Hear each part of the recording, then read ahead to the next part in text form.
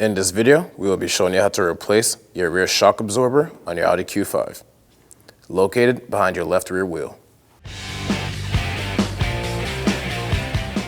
Let's get started with the job. Safely raise and support the vehicle so that the wheel is off the ground. Now, starting with the hubcap, you will need a pick or a special Audi tool to be able to remove the hubcap from this center hole right here.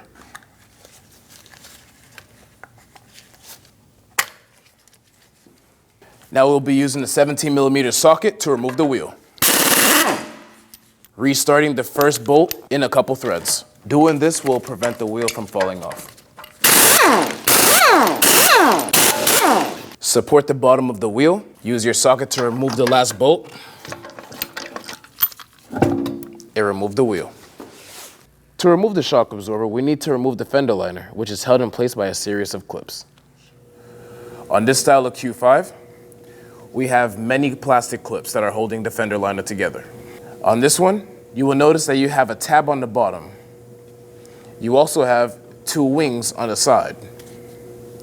For this style of clip, it's almost as if it's a hook. You need to push up on the bottom and also pry it out at the same time to be able to lift it out of the notch.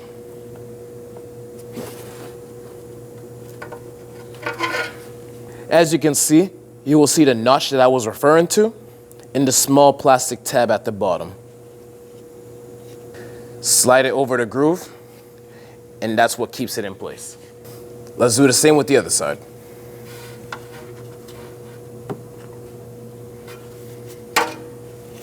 Let's remove the rest.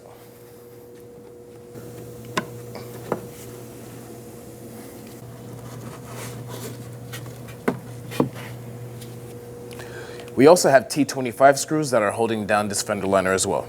I will be using an extension to get them out.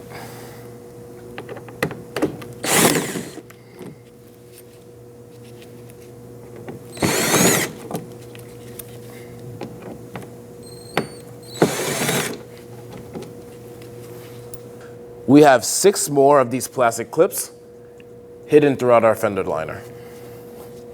Let's get started with this side.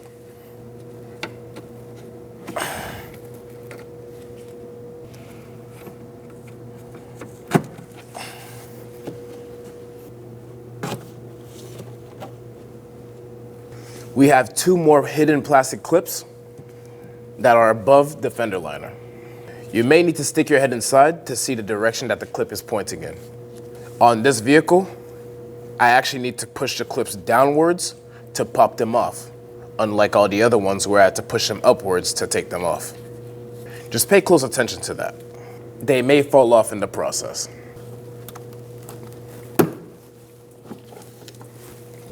One fell off.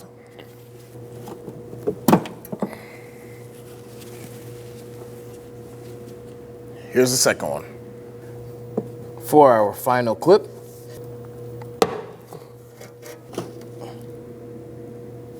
and now we have 4 T25 screws to take off.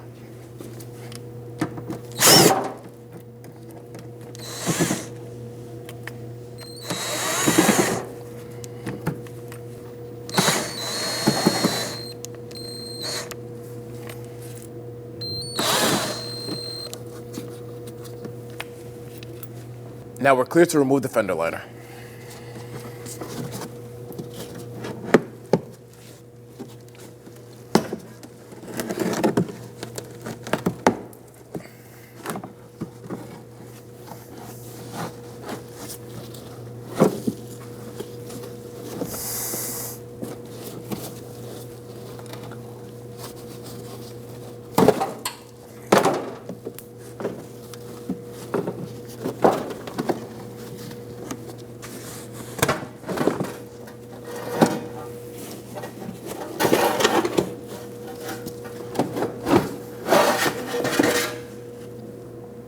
Now we have our shock absorber completely exposed. Let's focus on loosening our bolts. For the top, we have 2 16mm bolts that we need to loosen. We'll keep them still threaded in because we're gonna move down to the bottom bolt and we're gonna loosen that one as well. And we need something to maintain the structure.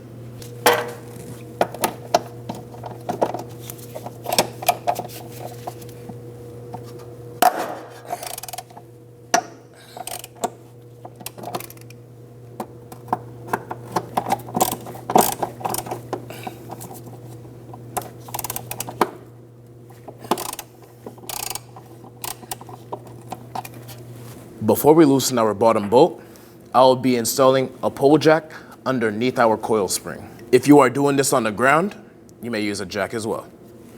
The reasoning for this is so that we can avoid any unexpected events, such as the coil spring popping out when we remove the strut.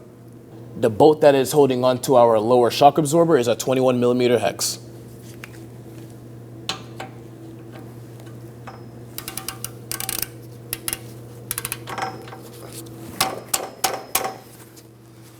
Make sure you get it on there properly, and now we can break it free.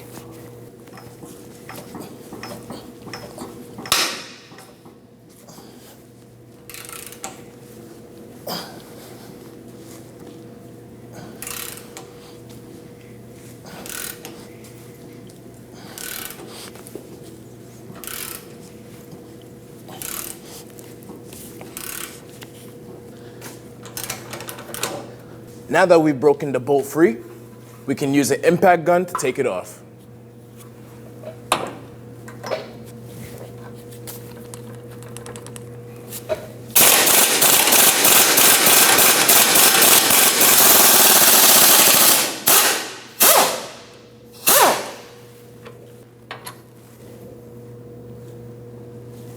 Be sure to be aware if any other hardware has fallen in the process. On the inside of this strut, in between the knuckle, is a washer. That washer needs to be put there at the end of the installation. Moving back to the top of the vehicle, we can finish removing our strut. Remember, we have those two 16mm nuts that we already broke free by hand.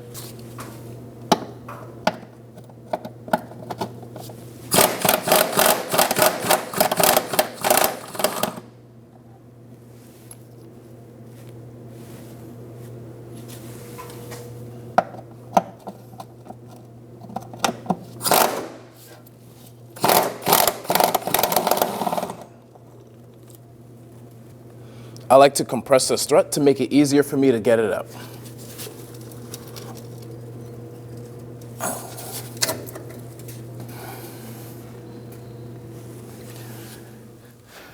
Before we install our brand new strut, we got to convert some parts from the old one onto the new one.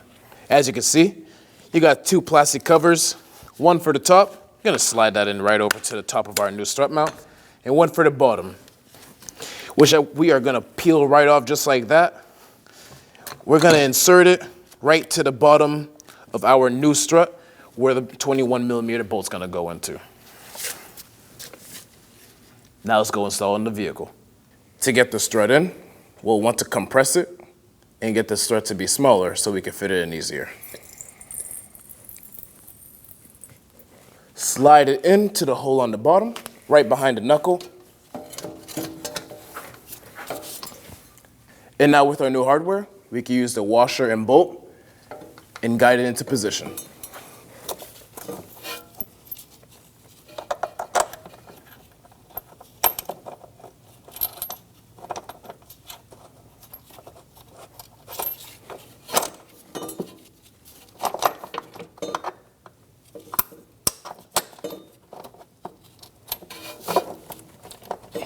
The sizes for these two bolts that we replaced are 15mm.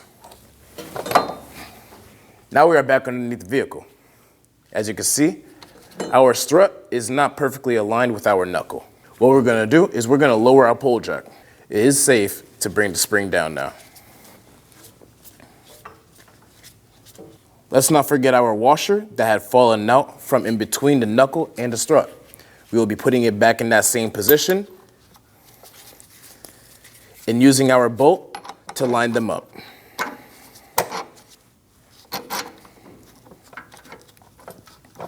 From this point, we could get it started by hand.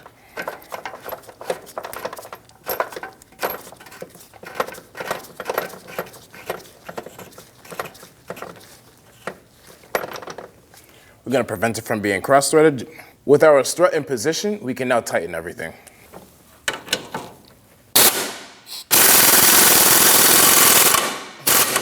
We are going to reapply our pole jack. This will help us line up the top bolts, making sure we ship them into position so that we can tighten them down.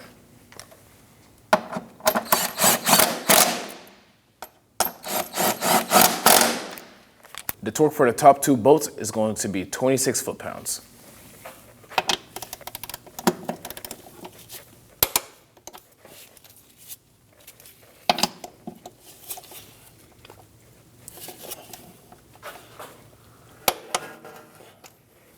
And the torque for our bottom bolt is 148 foot-pounds.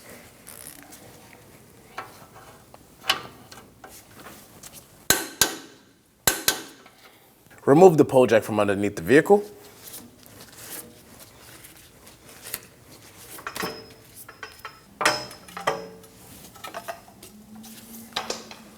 Now let's prepare for the reinstallation of our fender liner.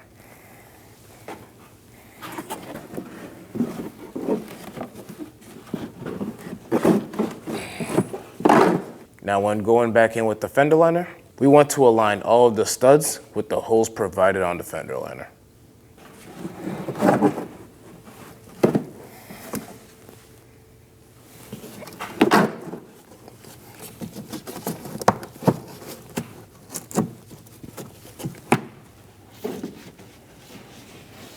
Now that we are all in place and we have our studs poking out, let's go reinstall those clips. Now let's not forget our orientation. When sliding over the stud, you will want to make sure that you allow it to enter through the groove. The side that the tab is on is the one that you're gonna want to angle it in with first. Here's this first one, for example, up close. The tab is on the bottom. We have found the groove. We pushed the groove past it and slid it down. Nice and simple. Now on this variant of the Q5, this fender liner has 9 of these clips. We're also gonna be reinstalling 6 of the T25 screws as well.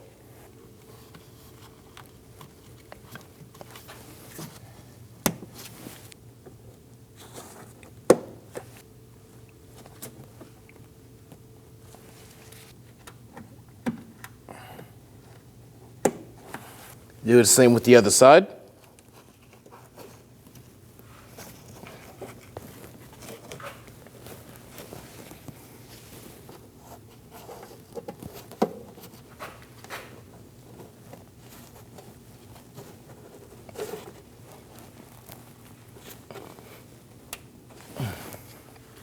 And now we have 2 more clips on the back side of the fender liner.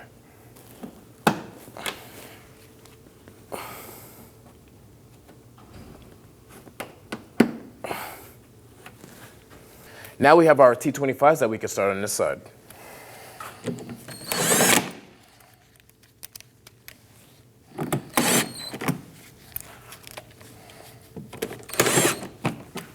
Insert the T25s.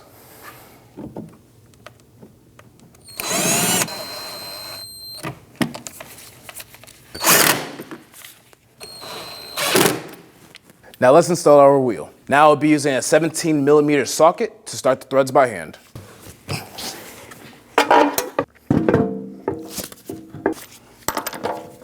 Doing this will prevent the wheel from falling off. Now start the rest.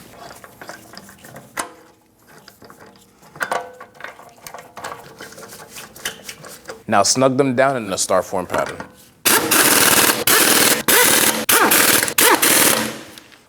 With the wheel safely on the ground, let's torque our lug bolts to 103 foot-pounds in a star form pattern.